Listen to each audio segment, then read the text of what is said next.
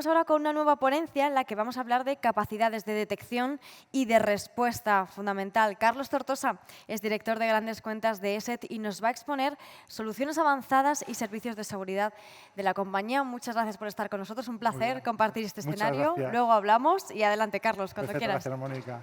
Buenas tardes. ¿No tengo que pasar yo?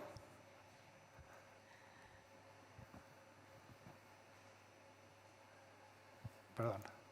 Bueno, tengo que decir primero que nada, para mí es una gran responsabilidad estar hoy aquí con esta audiencia. Comienzo intentando dar primero una buena noticia y una mala noticia en ese tipo de presentaciones. La buena noticia es que son las 6 de la tarde y que después viene Javier Candao. Tenéis la suerte de poder disfrutar después de su presentación. La mía es mucho más sencilla y esa es la mala noticia. No soy nada técnico.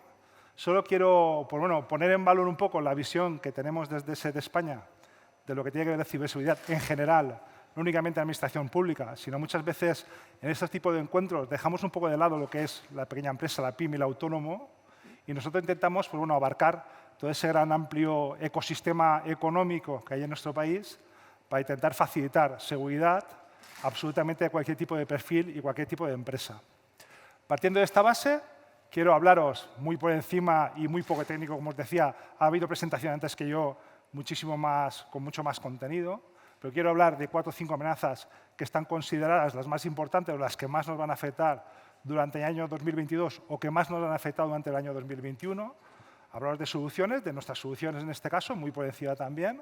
Poner en valor el talento. Estamos cansados de hablar con gente que le cuesta contratar a técnicos, le está costando conseguir ese perfil que a nosotros necesitamos tan especialista en ciberseguridad, que desgraciadamente a todos nos cuesta un poco encontrar, con datos también os daré, y poner en valor los servicios que desde ESET España facilitamos a cualquier tipo de perfil, como os decía antes. 4 ataques o 4 amenazas bastante simples que todos conocéis, no voy a dar más detalles, ¿no? El ransomware, el phishing, el ataque de denegación de servicio y los ataques a la cadena de suministro. Estas son las 4 amenazas valoradas por una encuesta realizada a finales del año 2021 como las que son las principales, las que a mayor cantidad de empresas afectan y la que mayor cantidad de dinero nos cuesta absolutamente a todos. Cuando hablamos de administración pública principalmente, nos cuesta absolutamente a todos. A nivel de ransomware, el 72% fue el incremento de... Por cierto, quería hacer un detalle en esto, en We Live Security. Es nuestro blog global a nivel mundial que desarrollan los técnicos que forman parte de todo el cuerpo, toda la plantilla, los más de 2.000 trabajadores que tiene ESET a nivel global. Lanzamos este blog, intentamos analizar amenazas, después descifrar algún tipo de CryptoLocker, ransomware y demás, y publicarlo de manera completamente altruista. Alguna de ellas hemos sido bastante pioneros en este blog que podéis localizar en cualquier web. Bueno, como os decía, se incrementó en el año 2021 un 62% de ataques de ransomware. Esa cifra la tendréis clara. Se considera que cada 11 segundos se lanza un ataque y que ha sido incrementado un 300% durante el año 2021. Lo que hay que decir que tiene que ser una amenaza, evidentemente, como todos muy bien sabemos, de la que tenemos que tener mucho cuidado. El phishing, hay 240 millones de correos de phishing de malware detectados por Google en el año 2021. Aquí hay dos variables. Separaríamos, por una parte, lo que es phishing un poco más avanzado, ¿no? Un poco más complejo, y lo que a todos nos llega diariamente a nuestro correo electrónico. Y aquí 2 datos. Estafan 350.000 euros del Ayuntamiento de Barcelona, eso fue hace apenas un par de semanas. Y la otra información también es de hace un par de semanas y tiene que ver con el ataque por medio de phishing que se produjo a la empresa de municipal de transporte de Valencia, que por cierto que es de donde vengo yo, de donde venimos varios de los que estamos aquí, por cierto. Aquí solo un detalle, es decir, se ha dictado sentencia con respecto a este caso y ya no se pone tanto valor en la sentencia, solo como curiosidad, el hecho de que se haya sido un ataque de phishing, sino realmente después de cómo se ha jerarquizado la toma de decisión con respecto al pago. Por lo tanto, hablamos de 2 cosas diferentes. Un ataque que fue clarísimo, un ataque al CEO, y el segundo, la toma de decisión con respecto al tener realmente que haberse transferido estos 4 millones de euros, en este caso a cuentas fraudulentas en China, si no recuerdo mal. Ataque de acción de servicio, bueno, es algo también que nos... Y por cierto, en la siguiente diapositiva le doy un poco más de valor, ¿no? Como veis, DAM tuvo que paralizar su producción por un ataque de denegación de servicio. Eso sí que nos afecta a los cerveceros un poco, ¿no? Pero al final ataca a todo el mundo. La última de abajo, por ejemplo, es de una serie de ayuntamientos de Navarra, el que ya todos conocimos de la Diputación, del Ayuntamiento de Gijón, o del Congreso de Diputados, que fue también hace relativamente poco tiempo. Ataques a la cadena de suministro. Los CISOs consideran, el 36% considera que es la peor amenaza para el año 2022, es decir, se buscan vulnerabilidades en la cadena de suministro de cualquier empresa y a partir de ahí pues, bueno, decidimos dónde está el agujero, dónde atacar y dónde al final conseguir pues, bueno, ese beneficio económico. Más de la mitad de la empresa no se defiende bien, el 82% decía, aquí vamos a hablar sobre todo de cifras. Al final nos damos cuenta de que necesitamos aumentar la inversión en ciberseguridad y después tenemos que pensar en que si esto es realmente lo que necesitamos. ¿Cuántos de vosotros considera que esto es suficiente? Supongo que ninguno, ¿no? ¿Y cuántos considera que esto es un primer paso? Porque claro, tenemos que tener en cuenta que podemos comenzar con una protección de este tipo, por muy básica que sea. Cuando todavía nos encontramos con una empresa que la protección que realizan del dato es prácticamente inexistente. Participo, también hay aquí con algún colega, participamos en un grupo de WhatsApp donde salió esta frase, ¿no? ¿Cuántos de ellos consideraban que esto era suficiente? Y después, evidentemente, tenemos que entrar en análisis, en auditoría, etc., y ir incrementando de manera exponencial la protección que realizamos de todos los activos de las compañías. Entonces, muchas veces todos consideramos que esto no es suficiente, pero yo sí considero que para muchas empresas es un primer paso, primero que nada para tomar conciencia de que tenemos que comenzar por unas medidas básicas y a partir de ir incrementando esta protección, después ya con herramientas de mucho más robustas, ¿no? Pues desde el EDR, el XDR, el MDR o como lo que nosotros llamamos sandbox personalizada. Nosotros desde ese, luego os presentaré, cubrimos prácticamente cubrimos todos estos niveles de protección, haciendo especie de hincapié en los dos últimos, tanto el MDR como la sandbox. El MDR, porque la herramienta XDR del fabricante la proporciona desde su sede, también os la de luego de ESET, donde tiene su sede principal, que es en Eslovaquia, dentro de la Unión Europea, por cierto, pero la M de MDR la gestionamos desde ESET de España. Es decir, de la plantilla de la compañía en España tenemos 13 técnicos que trabajan analizando, facilitando esa monitorización constante de las consolas de administración de nuestros clientes para facilitarles un nivel, consideramos, especializado de lo que es el análisis de cualquier tipo de amenaza que pueda afectarles, analizado desde nuestro XDR. Y después la sandbox. Nuestra sandbox se llama SLA Guard Advanced. Evidentemente detecta amenazas 0 days, tecnología sandbox basada en la nube y detección basada en el comportamiento. Está denostado completamente lo que se suele decir, bueno, es que es un antivirus basado en firmas de virus. Realmente hoy por hoy ya no existe ningún tipo de solución ya no existe ninguna solución de este tipo, sino que ya tenemos muchos más protecciones avanzadas que analizan comportamiento y en este caso, por ejemplo, la sandbox lo que hace es analizar cualquier tipo de archivo que llega dentro de la red corporativa, es decir, a cualquier equipo dentro de la red. A partir del comportamiento se analiza un primer nivel de detección de una posible amenaza, se envía la muestra a la sandbox del fabricante, se analiza, se determina si realmente es una amenaza o no y en cualquier caso recibimos un informe como este. A partir de ahí tenemos capacidad de determinar si la amenaza es realmente fehaciente, qué es lo que tenemos que hacer con el archivo, etcétera, etcétera. Supongo que alguno de vosotros preguntará, a ver, ¿cómo me proponen una herramienta en la que me va a parar un archivo que a mí me ha llegado, que en teoría no tengo por qué sospechar de él, y tengo que esperar a que el fabricante me envíe un informe para decirme que realmente es o no es una amenaza? Este informe llega en un tiempo máximo de 5 minutos, se ha analizado en la sandbox del fabricante, se ha aplicado Machine Learning, inteligencia artificial y además la supervisión de un técnico relativamente. Y a partir de ahí podemos tomar decisiones. Es un primer nivel de detección y respuesta con capacidad de protección sobre archivos.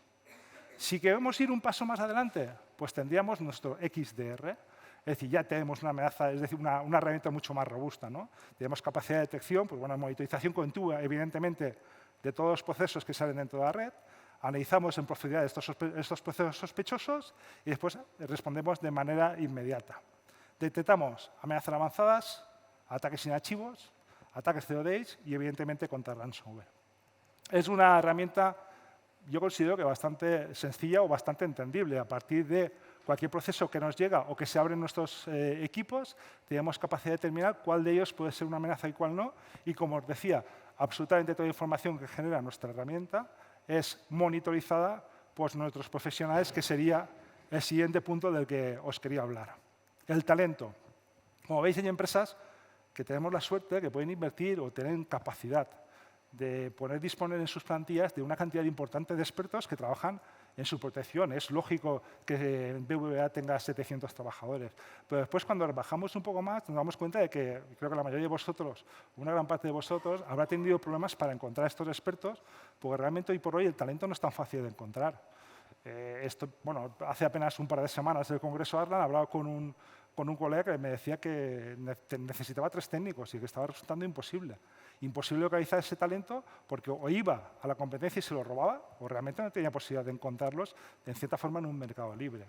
¿Qué es lo que ha pasado? Pues realmente nos estamos poniendo un poco las pilas, yo creo que no es suficiente, eso también es verdad, para que absolutamente a cualquier nivel, pues por ejemplo, aquí sí que os hablo un poco a nivel personal, en un instituto de formación profesional de nuestra población se va a poner en marcha un módulo de ciberseguridad y nosotros encantados. Vivimos una población que no está ni en una gran capital de provincia, por lo tanto, que se vaya generando o que se vayan haciendo ese talento a partir de formación que se genera o que se facilita en un grado como es formación profesional, para nosotros estamos encantados y de hecho vamos a colaborar en el mismo.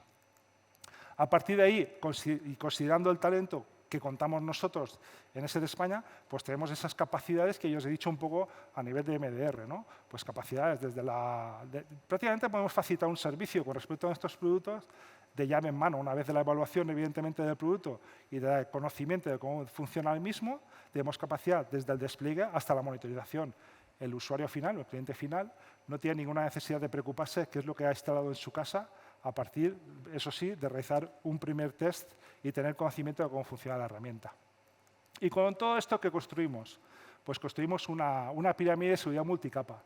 Hacer hincapié quizá que la base principalmente es nuestro servicio de soporte del que os he hablado bastante durante la presentación y de nuestra plataforma de gestión de la seguridad que se llama S-Protect. Entre los diferentes niveles, hacer hincapié en uno de ellos, que es lo que habla de autentificación y cifrado. No únicamente disponemos de herramientas de seguridad, EDR, EPP, XDR, sino que también disponemos de herramientas para identificar al usuario a la hora de acceder a la información, de arrancar una VPN o de poner en marcha cualquier tipo de servicio de la propia empresa, o sino también una herramienta de cifrado de disco duro completo para el cumplimiento normativo y además una herramienta de cifrado más robusta con muchas más variables. Ya acabando, me va a sobrar tiempo.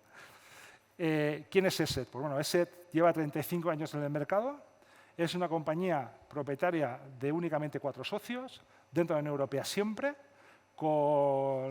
centrado al 100% completamente en tecnología y consideramos que nuestro valor precisamente está en eso, en facilitar tecnología, en proteger la tecnología y además partiendo de la base que toda nuestra política, tanto de calidad, a nivel de servicios, a nivel de producto, etcétera, se basa siempre en que estamos centrados en cumplir cualquier tipo de legislación dentro de la Unión Europea.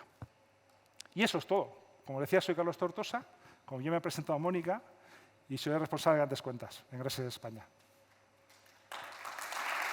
Gracias.